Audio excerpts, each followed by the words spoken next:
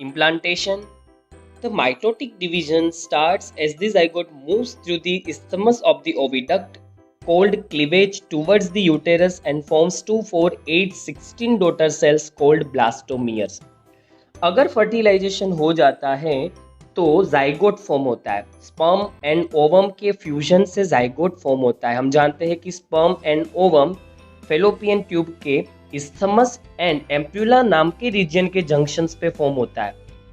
Zygote के form होते ही जो फेलोपियन ट्यूब की सिलिया है वो ओवम को मूव करवाने लगेगी और साथ साथ में जाइगोट क्लीवेज के जरिए डिविजन्स के जरिए सेल डिवीजन शुरू कर देगा। वो शुरुआत में 2 सेल्स बनाएगा, फिर 2 सेल्स से 4 सेल्स, फिर उससे 8 एंड 16 सेल्स की कंडीशन क्रिएट होगी। ये डिवीजन से जो सेल्स फॉर्म हो रहे हैं उनको हम ब्लास्टोमियर्स कहते हैं। और जब एम्ब्रियो 8 to 16 सेल्स के कंडीशन में पहुंच जाता है तब उसको मोरूला कहा जाता है। The embryo with 8 to 16 blastomeres is called a morula. हमें खास याद रखना है कि डिवीजन जब शुरू होता है उसी वक्त ये जो सेल्स का ग्रुप है वो कॉन्स्टेंटली फेलोपियन ट्यूब से मूव होते हुए यूटेरस की तरफ बढ़ रहा है आगे।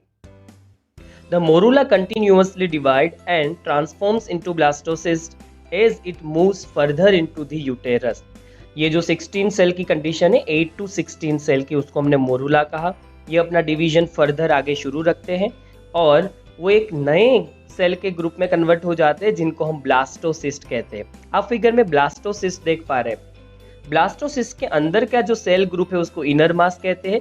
ब्लास्टोसिस्ट वो कंडीशन है जिस कंडीशन में ये पूरा सेल ग्रुप है वो यूटेरस के एंडोमेट्रियम की लाइनिंग में इम्प्लांट हो सकता है और एंडोमेट्रियम की लाइनिंग फिर इस पूरे ब्लास्टोसिस्ट को नरिशमेंट देगी और after the 9 month baby produce होगा। The blastomeres in the blastocyst are arranged into an outer layer called trophoblast and the inner group of cells attached to the trophoblast called the inner cell mass. Blastocyst जो आपको figure में दिख रही है उसमें sales के layers है जिनको हम ब्लास्टोमियर्स कह रहे हैं। उनमें जो आउटर लेयर है सेल का जो बाउंड्री है ब्लास्टोसिस्ट की उसको ट्रोफोब्लास्ट कहेंगे और अंदर आपको ऑरेंज जो सेल का ग्रुप दिख रहा है उसको इनर मास कहेंगे। खास याद रखिए जो इनर मास है जो ऑरेंज कलर से शो आउट किया गया है उसी से बेबी फॉर्म होता है। शुरुआत में एम्ब्रियो फिर वो बेबी डेवलप हो जाता है और जो ट्रोफोब्लास्ट है जो ब्लास्टोसिस्ट का सबसे आउटर लेयर है वो लेयर एंडोमेट्रियम की लाइनिंग से अटैच्ड हो जाता है जिसी को हम इम्प्लांटेशन कहते हैं।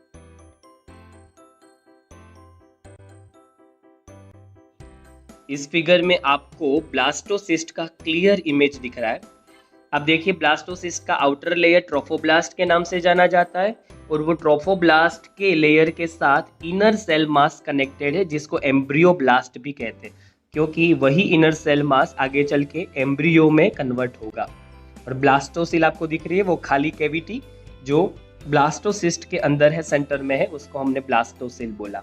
The trophoblast layer then gets attached to the endometrium and the inner cell mass gets differentiated as the embryo। जैसे मैंने आपको बताया ट्रोफोब्लास्ट जो है वो एंडोमेट्रियम से चिपक जाता है उससे अटैच्ड हो जाता है और जो इनर मास है वो फिर एम्ब्रियो में डिफरेंशिएट होने लगता है। सेकेंड फिगर जो आपको दिख रही है उसके अंदर आप देखिए किस तरीके से ट्रोफोब्लास्ट लेयर यूटेरस की एंडोमेट्रियम लाइनिंग से अटैच्ड हो रहा है और सेकेंड फिगर में आपको रेड कलर से शो किए हैं इनर सेल मास को जो एम्ब्रियोब्लास्ट है जिससे आगे चल के एम्ब्रियो फॉर्म होने वाला है। After attachment the uterine cells divide rapidly and covers the blastocyst. जैसे ही ब्लास्टोसिस्ट यूटेरस की एंडोमेट्रियम की लाइनिंग को टच करता है एंडोमेट्रियम की वो लाइनिंग के जो सेल्स हैं वो रैपिडली डिवाइड होने लगते हैं और वो ब्लास्टोसिस्ट को कंप्लीटली कवर कर लेते हैं। As a result, the blastocyst becomes embedded in the endometrium of the uterus। और इस तरीके से जो ये ब्लास्टोसिस्ट है फिगर में वो एंडोमेट्रियम के अंदर जुड़ जाती है उससे अटैच हो जाती है एम्बेडेड हो जाती है। This is called implantation and it leads to pregnancy. इस प्रोसीजर को इम्प्लांटेशन कहा और इसके बाद और डेवलपमेंट आगे बढ़ेगा उसका जिसको हम प्रेगनेंसी कहेंगे। तो इम्प्लांटेशन का मतलब ये है ये जो ब्लास्टोसिस्ट फॉर्म हुई जाइगोट से उसका यूटेरस की एंडोमेट्रियम की लाइनिंग से अटैच्ड हो जाना। Hello everyone and our today's topic is pregnancy. Pregnancy के बारे में हम सब जानते हैं, ये 9th मंथ का वो डेवलपमेंटल पीरियड है जिसमें जाइगोट से पूरा बेबी फॉर्म होता है। After the implantation finger like projections appear on the trophoblast called chorionic villi. आप लोगों ने देखा जाइगोट से ब्लास्टोसिस्ट फॉर्म हुआ था और ब्लास्टोसिस्ट की आउटर बाउंड्रीज और बॉर्डर को हमने ट्रोफोब्लास्ट कहा था। हमने इम्प्लांटेशन में पढ़ा कि ट्रोफोब्लास्ट जो लेयर है वो एंडोमेट्रियम लाइनिंग से अटैच्ड हो जाती है और जिसको हमने इम्प्लांटेशन कहा।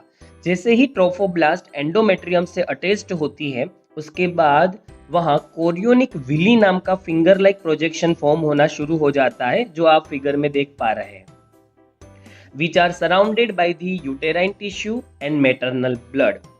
ये विली है, उसके आजू बाजू में यूटेराइन टिश्यू होगी क्योंकि हम जानते हैं कि पूरा जो ब्लास्टोसिस्ट है वो यूटेरस के एंडोमेट्रियम से ही अटैच्ड है, वही उसको आगे चल के नरिशमेंट देने वाला है। तो इसके आसपास मैटरनल ब्लड मतलब मदर की ब्लड वेसल्स होगी। The chorionic villi and the uterine tissue become interdigitated with each other and jointly form a structural and functional unit between developing embryo and maternal body called placenta। Trophoblast से जो ये finger like projection बना जिसको हमने chorionic villi नाम दिया, वो chorionic villi और यूटेरस की जो आर्टरीज हैं, उनकी जो ब्लड वेसल्स हैं, उनकी जो टिश्यूज हैं, वो आपस में एक तरीके का यूनिट फॉर्म करती है और उस यूनिट को हम प्लेसेंटा कहते हैं। और ये प्लेसेंटा मीडिएटर है जो मदर की बॉडी से नरिशमेंट, न्यूट्रिएंट्स बेबी तक पहुंचाएगी, फिटस तक पहुंचाएगी और बेबी को 9 मंथ के पीरियड में कंप्लीटली डेवलप करेगी। Function of placenta. इस फिगर में प्लेसेंटा की फिगर बहुत ही क्लियर दिख रही है। प्लेसेंटा तभी फॉर्म होता है जब इम्प्लांटेशन हो जाए। इसका मतलब है ये स्ट्रक्चर मदर की बॉडी में पहले से प्रेजेंट नहीं होता। प्लेसेंटा इंटरमीडिएटर है, ये बेबी और मदर की बॉडी के बीच में जो रिक्वायर्ड न्यूट्रिएंट्स हैं उनकी सप्लाई के लिए जरूरी है। The placenta facilitate the supply of oxygen and nutrients to the embryo and also removal of carbon dioxide and excretory material produced by the embryo। Pregnancy के शुरू होते ही मदर जब ब्रीथ करती है तो वो ब्रीदिंग में जो भी ऑक्सीजन इनहेल कर रही है वो ना सिर्फ उसकी खुद की बॉडी के लिए है, वो ऑक्सीजन प्लेसेंटा के जरिए बेबी तक भी पहुंचती है। सेम उसी तरीके से वो जो फूड इनटेक ले रही है उसमें जो भी न्यूट्रिएंट्स है वो प्लेसेंटा के जरिए बेबी तक पहुंचते हैं। इसीलिए तो 9 मंथ की पीरियड में इस बेबी का वेट कॉन्स्टेंटली इंक्रीज होता जाता है। जाइगोट से लेके ये पूरा बेबी ढेर सारे ऑर्गन्स के साथ डेवलप फॉर्म में आ जाता है और फिर वो डिलीवर होता है आउटर वर्ल्ड में। तो प्लेसेंटा का मेन काम ये है, वो ऑक्सीजन पहुंचाएगा बेबी को। ऑक्सीजन से जो बेबी के सेल्स है वो एटीपी फॉर्म करेंगे और जो कार्बन डाइऑक्साइड बेबी के सेल्स में फॉर्म होगा वो इसी प्लेसेंटा के जरिए मदर की बॉडी में पहुंचेगा। इवन इस बेबी ने जो एक्सक्रीटरी मटेरियल फॉर्म किया होगा वो भी प्लेसेंटा ही कैरी करके मदर की बॉडी तक ले जाएगी।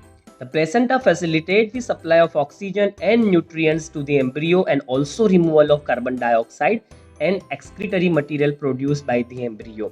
इसका मतलब ये हुआ ये बेबी एक्सक्रीट भी खुद कुछ नहीं करता, ये अपनी एक्सक्रीटरी प्रोडक्ट, आपको एक पाइप जैसी स्ट्रक्चर दिख रही है जिसको अम्बिलिकल कोड कहते हैं, उसके जरिए वो प्लेसेंटा तक पहुंचा देगा और फिर प्लेसेंटा मदर की बॉडी में। ये सांस भी नहीं लेता, इसके लंग्स भी काम नहीं कर रहे होते क्योंकि इसको जो ऑक्सीजन चाहिए वो मदर की बॉडी इसको सप्लाई करती है और कार्बन डाइऑक्साइड का रिमूवल भी। The placenta is connected to the embryo through an umbilical cord. Placenta जिस छोटे से कोड से अटैच्ड है बेबी के साथ उसको अम्बिलिकल कोड कहते हैं, which helps in the transport of substances to and from the embryo. ये जो मटेरियल है ऑक्सीजन, न्यूट्रिएंट्स, ये सब अम्बिलिकल कोड ही ट्रांसपोर्ट करती है। तो कह सकते हैं कि प्लेसेंटा और बेबी के बीच में ट्रांसपोर्टेशन के लिए कोड है और इस कोड को हम अम्बिलिकल कोड कहते हैं। इस कोड को बेबी की डिलीवरी के बाद काट दिया जाता है।